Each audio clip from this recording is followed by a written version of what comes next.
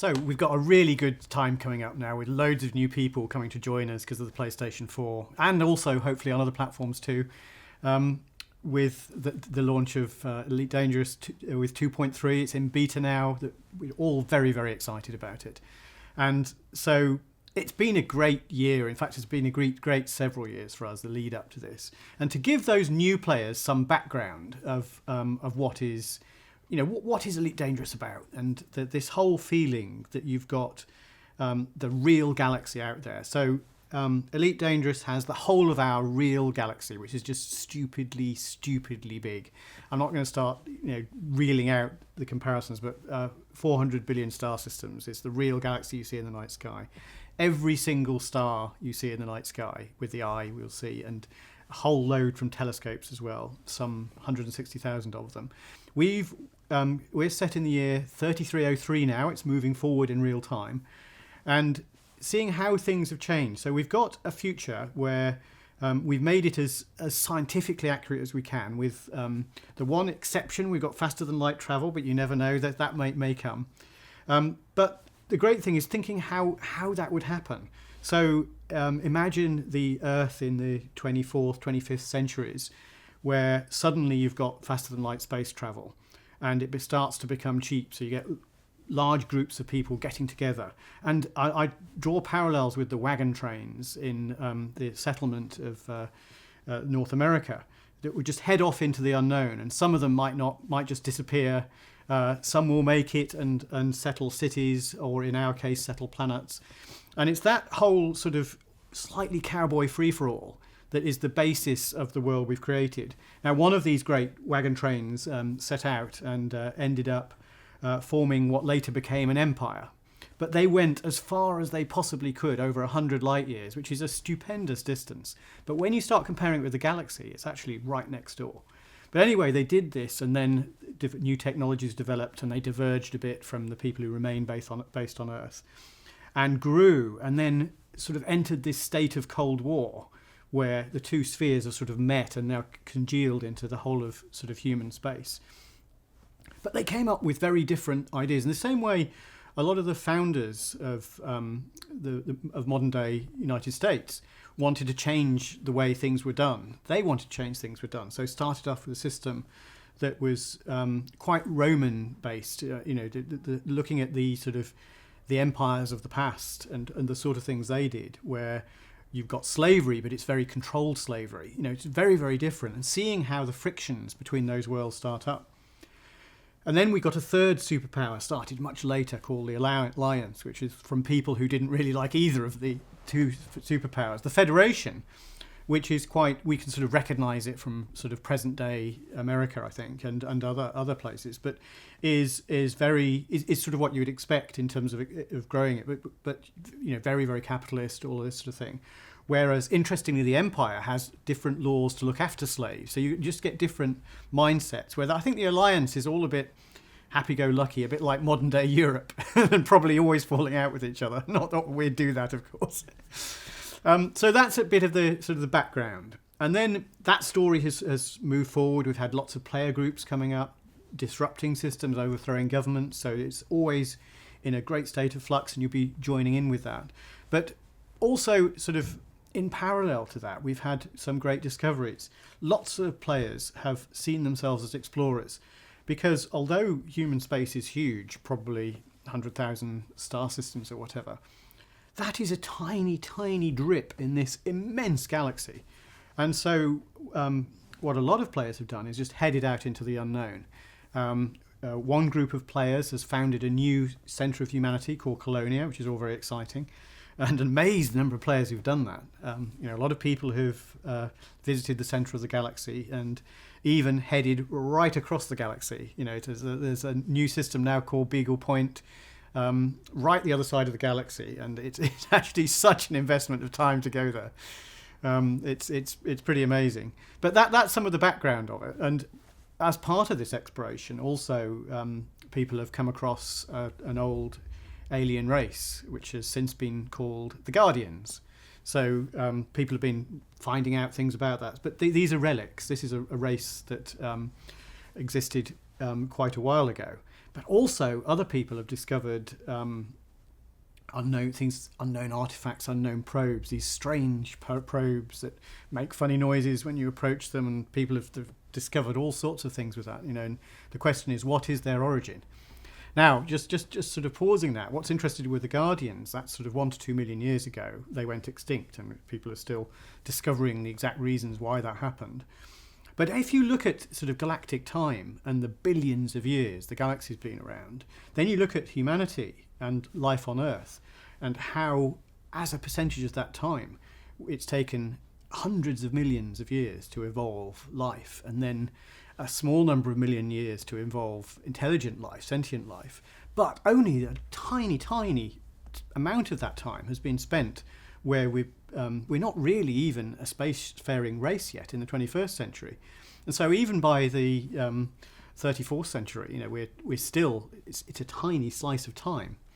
And you imagine different populations spotting up like that, and you wonder how long we will last, which is slightly depressing. But we might go beyond wanting to communicate. Anyway, the point I'm trying to make is the chances of two races actually being at a point where they can interact whilst both are still alive is actually small.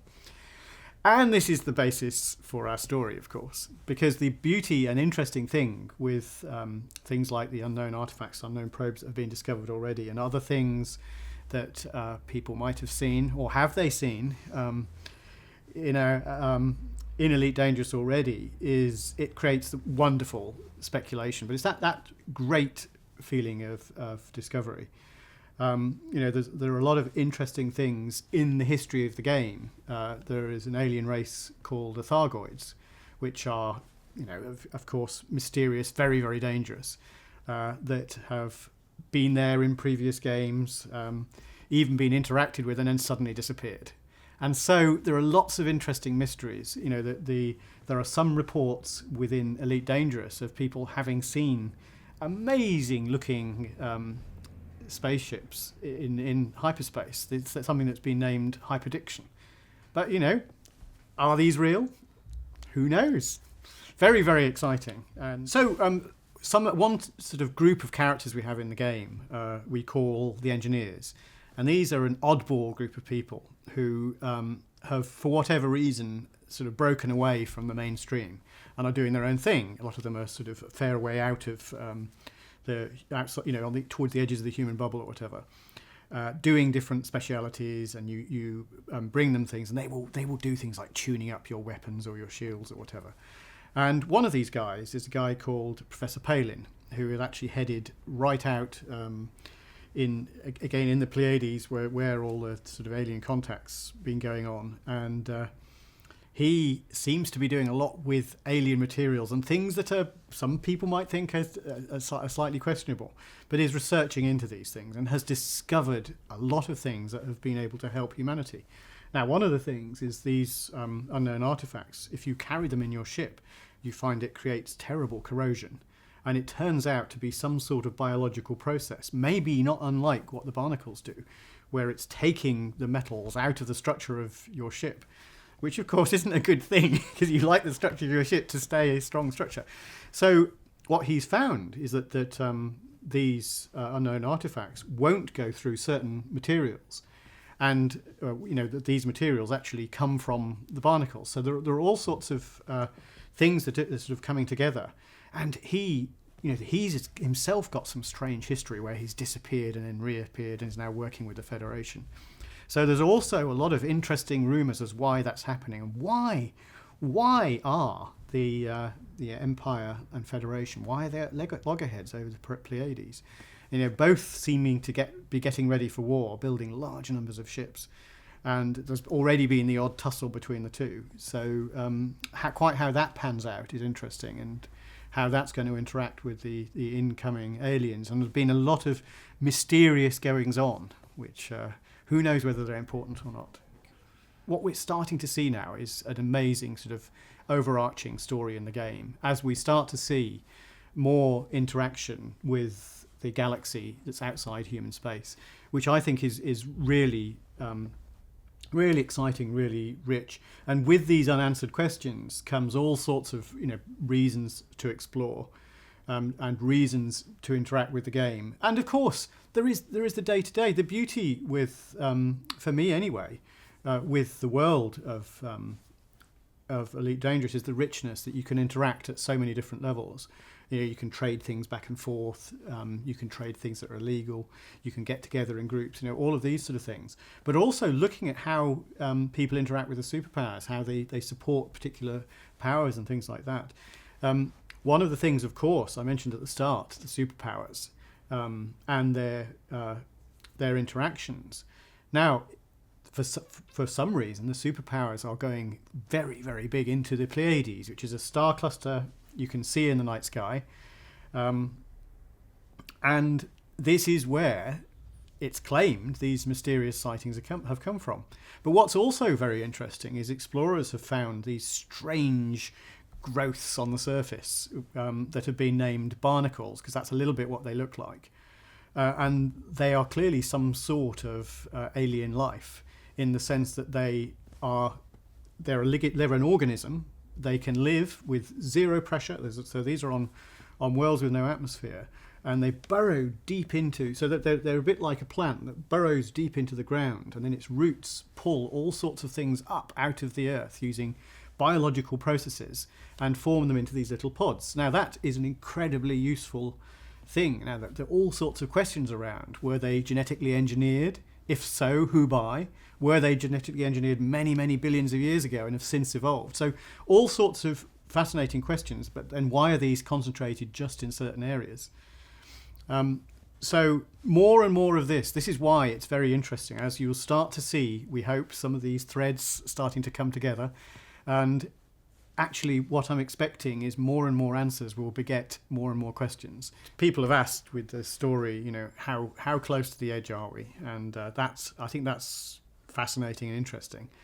I think we're standing on the precipice. We may stay on that precipice for a while, but in this, it all depends on how it pans out. But yes, it has the scope for turning very nasty. In the previous games, the Thargoids have been very powerful aliens that we've come up against.